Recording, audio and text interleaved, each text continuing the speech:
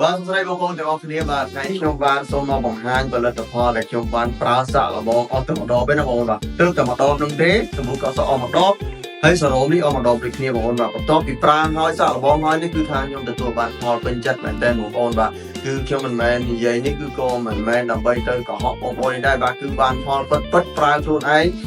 ផ្ទាល់បានផលពិតអញ្ចឹងហើយគឺថាតែមែនតើបងប្អូនបាទបងប្អូនខ្ញុំកន្លងមកគឺខ្ញុំមកកាត់សក់កន្លែងនេះគឺខ្ញុំមកកាត់ធម្មតាបងប្អូនបាទហើយជាងកាត់សក់ដែលជាមិត្តភក្តិខ្ញុំនោះស្គាល់យូរហើយតាំងពីនៅវត្តទូកនោះគាត់តែងតែសួរនាំថាឃើញសក់ខ្ញុំស្ដើងអីចឹងអសអឹមអសអីចឹងហើយក៏គៀផងផ្លុំផងចឹងក៏សក់វាជាតែស្ដើងទៅអញ្ចឹងហើយគាត់ក៏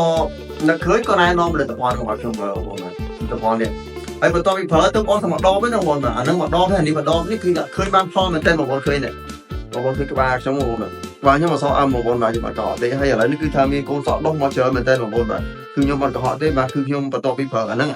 ប្រើអាសរោមហ្នឹងហើយនឹង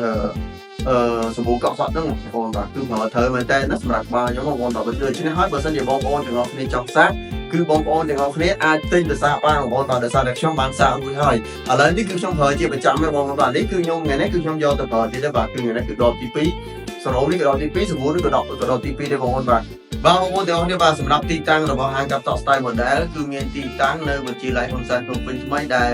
នៅម្ដុំវត្តសំរោងដែរណាបងប្អូនបាទគឺងាយស្រួលរកមែនតើបាទនៅម្ដុំវត្តសំរោងដែរទាំងឯងបងប្អូនបាទនៅជិតវិទ្យាល័យហ៊ុនសែនឯងបាទដូច្នេះហើយបើសិនជាបងប្អូនទាំងអស់គ្នាមានបំណងចង់សាកនៅផលិតផលនេះក៏ដូចជាសរោមនេះហើយមានសេវាកម្មផ្សេងៗទៀតច្រើនក៏កាត់សក់ធ្វើសក់មកសាងមុខកក់សក់ក៏ដូចជាបដូរពណ៌សក់ពុតសរោមអីនេះសូមកុំភ្លេចបងប្អូនទាំងអស់គ្នាបានគឺអាចមកបាននៅហាងកាត់សក់ Style Model គឺមានទទួលស្វាគមន៍បងប្អូនទាំងអស់គ្នាជានិច្ចបងប្អូនបាទ